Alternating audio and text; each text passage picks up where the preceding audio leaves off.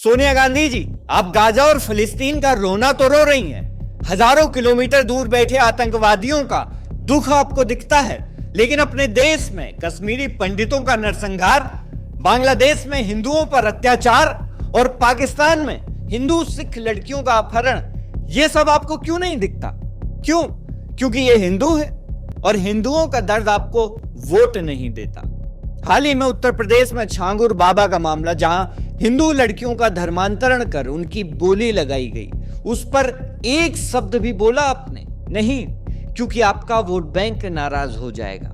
आपकी पार्टी सिर्फ एक काम जानती है, मुसलमानों को खुश करो और हिंदुओं को ठेंगा दिखाओ। लेकिन आखिर कब तक ये वोट बैंक की गंदी राजनीति चलेगी? नमस्कार दोस्तों, मैं हूं उमेश द्विवेदी और आज हम बात करेंगे उस सच्चाई की जिसे सुनकर आपका खून खौल जाएगा। कांग्रेस की पूर्व अध्यक्ष सोनिया गांधी ने हाल ही में एक समाचार पत्र में लेख लिखा। लेख क्या लिखा? गाजा और फिलिस्तीन में हो रहे तथाकथित अत्याचारों पर आंसू बहाए, इजराइल को कोसा और मोदी सरकार को कायर कह दिया। सोनिया जी ने अपने लेख में गाजा को लेकर खूब आंसू बहाए।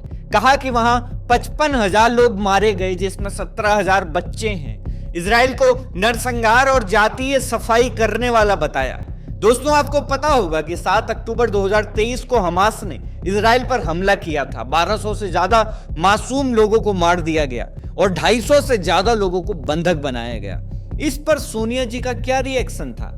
बस औपचारिक निंदा। हमास जो एक आतंकवादी संगठन है जिसने रॉकेट दागे लोगों का कत्ल किया, उसे सोनिया जी ने लगभग छोड़ दिया। क्यों? क्योंकि हमास को गलत कहना उनके वोट बैंक को नाराज कर सकता है। और गाजा में हमास ने नागरिकों को मानव ढाल बनाया, यह बात संयुक्त राष्ट्र ने खुद मानी है। लेकिन सोनिया जी को यह क्यों नहीं दिखाई देता? क्योंकि उनकी नैतिकता सिर्फ वोट बैंक तक सीमित है। चलिए अब बात करते हैं अपने देश की। कश्मीर में 1980 और 90 के दशक में कश्मीरी पंडितों का नरसंहार हुआ था। 4 लाख से ज्यादा हिंदुओं को अपनी जमीन और अपना घर छोड़कर भागना पड़ा। मंदिर तोड़े गए, हिंदू महिलाओं पर अत्याचार हुए, हजारों लोग मारे गए। क्या सोनिया जी ने कभी इस पर एक लेख लिखा? एक भी बयान दिया? नहीं। क्यों? क्योंकि कश्मीरी पंडित हिंदू है और हिंदुओं का दुख उनकी कोई प्राथमिकता नहीं है। बांग्लादेश में हिंदुओं की हालत देखिए, किसी से नहीं छुपी। 1971 में वहां हिंदुओं की संख्या 20% थी और आज सिर्फ 8% हिंदू वहां पर बचे हैं। क्यों? क्योंकि वहां हिंदुओं पर हमले होते हैं, मंदिरों पर तोड़फोड़ की जाती है और जबरन धर्मांतरण किया जाता है। 2021 में दुर्गा पूजा के दौरान सैकड़ों हिंदू मंदिरों पर हमला हुआ। ह्यूमन राइट वॉच की रिपोर्ट खुद कहती है कि उस साल 80 से ज्यादा बार हिंदुओं पर हिंसा हुई। सोनिया जी, आपने कभी बांग्लादेश में हिंदुओं के लिए एक शब्द बोला? नहीं। लेकिन गाजा के लिए लेख लिखने का समय आपके पास है। क्यों? क्योंकि बांग्लादेश के हिंदू आपको वोट नहीं देंगे, लेकिन गाजा का मुद्दा उठाने से भारत के मुसलमान खुश हो जाएंगे और आपको वोट मिल जाएगा। पाकिस्तान की अगर बात करें तो वहां हिंदू और सिखों की हालत और भी ज्यादा खराब है।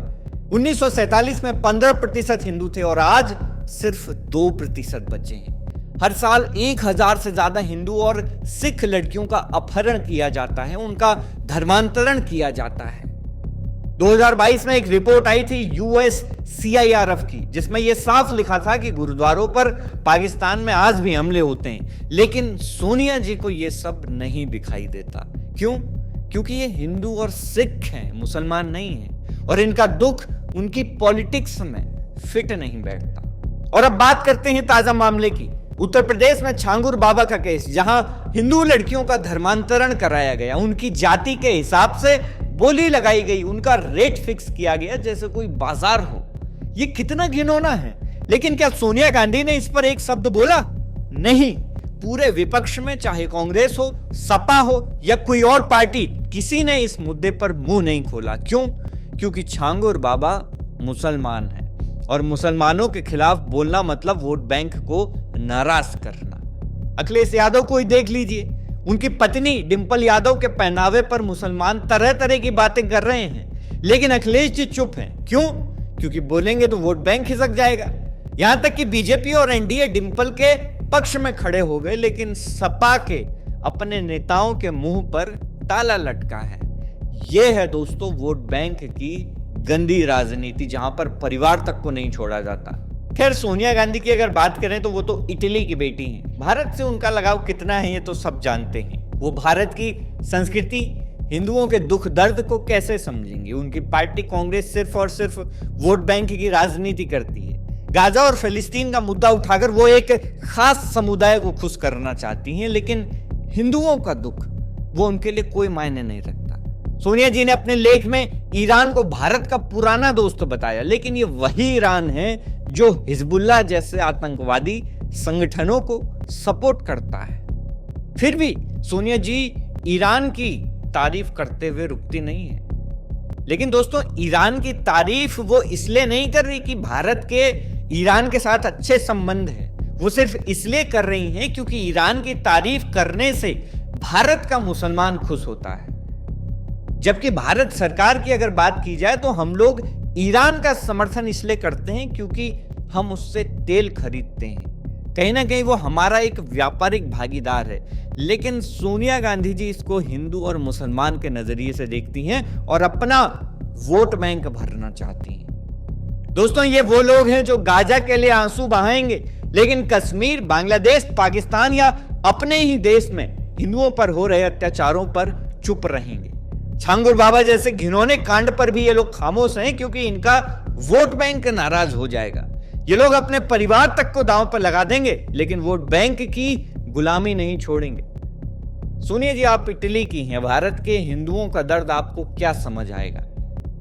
दोस्तों, आपको क्या कहना है इस मुद्दे को लेकर, हमें कमेंट बॉक्स में जरूर बताइए। देश और दुनिया की तमाम खबरों से जुड़े रहने के लिए देखते रहिए सरकारी मंथन। नमस्कार।